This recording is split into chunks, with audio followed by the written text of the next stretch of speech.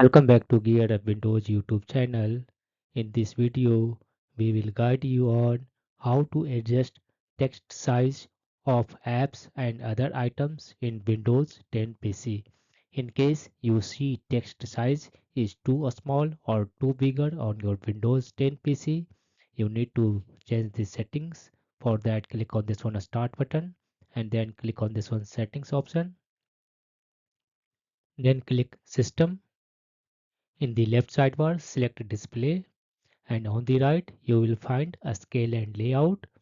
Use this one drop down that says change the size of text, apps and other items. Use this one drop down and select a new value in percentage. Once you satisfied with the preview of the text in your settings app, you can close the settings app to apply the changes.